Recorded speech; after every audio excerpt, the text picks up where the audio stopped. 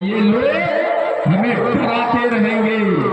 75-80 वर्ष से लगातार डराता रहा है। जैसे एक ताजा उदाहरण है, बांग्लादेश में हिंदुओं को बांग्लादेशी लोग मार रहे हैं। यहाँ मोदी जी बोल रहे हैं कि वहाँ हिंदुस्तान बांग्लादेश में हिंदू अल्पसंख्यक है, उनको डरा रहे, उनको बचाना होगा।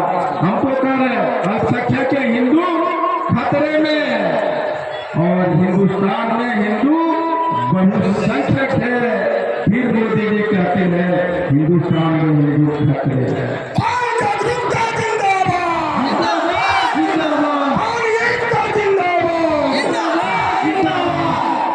इसका मतलब आपको पता है कि ये 78 वर्ष से लगातार हमें डराते रहे और डराते रहे। कभी कांग्रेस, कभी राजद, कभी जदयू, कभी भाजपा।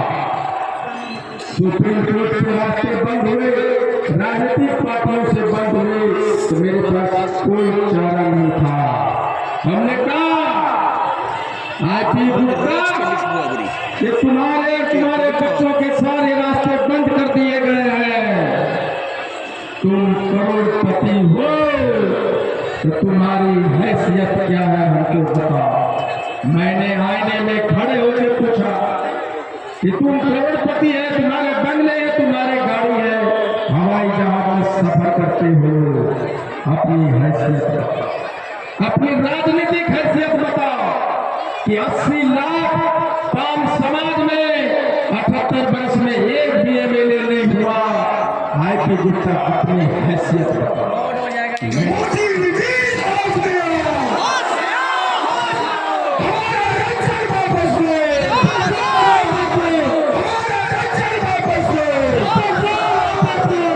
हमने पूछा 0.00 1 या 2 आईएएस तुम्हारे समाज में 2015 के बाद हुआ है।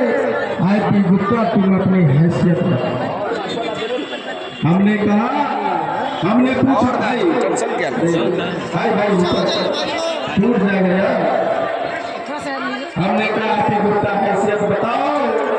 सहरसा में तुम्हारे लोगों को गर्दन काटे जा रहे हैं। आईपी गुप्ता को नामर्द बन के घर में बैठा है, अपना हैसियत बताओ। इसके बाद तुम्हारे बेटियों के घर में उसकी आबरू लूटी जा रही है। आईपी गुप्ता तुम अपना हैसियत बताओ। आईपी गुप्ता जिंदाबाद, आईपी गुप्ता जिंदाबाद,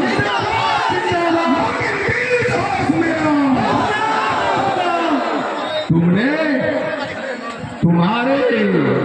तुम्हारे बच्चों को, तुम्हारे बेटियों को, तुम्हारे बहनों को नीतीश कुमार जी के ऑफिसर गर्दन पकड़ पकड़ के उसको नौकरियों से निकाला जा रहा है। कि गुप्ता अपना हैसियत बताओ। मैं पूछता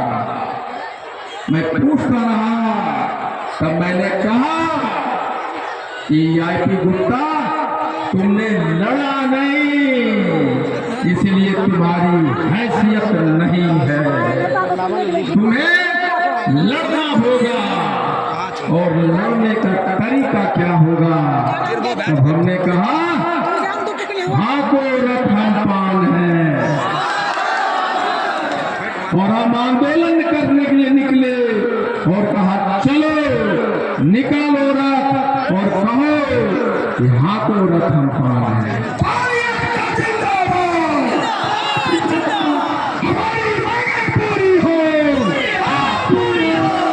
फिर हमने कहा आंदोलन करने चले हैं, हमारे सामने हमारे दुश्मन, हम सब जानते हैं, सांप जंगल के हैं कि आस्तीन के।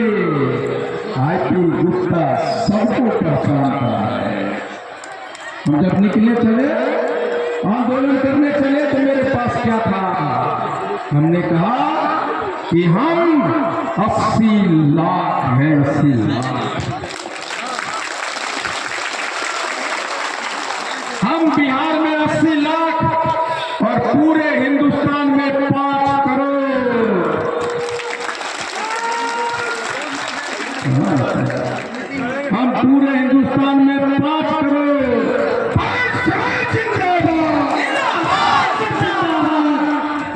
जब ये बोलते हैं 500 बार जिंदाबाद, ये हजारों की संख्या में 5 लाख बोलते हैं जिंदाबाद। जिसके मुंह में आवाज नहीं, जिसके बाजुओं में दम नहीं, वो आरक्षण लेने के लिए आए हैं।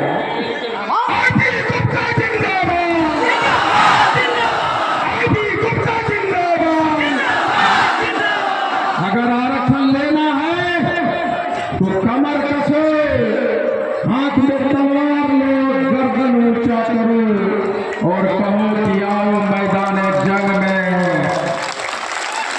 हमारा आरक्षण वापस दो, हमारा आरक्षण वापस दो। और कहो अपने बेटी से, अपने पत्नी से, अपने बेटा से कि मैंने तलवार उठाया है लड़ने के लिए जंग मैदान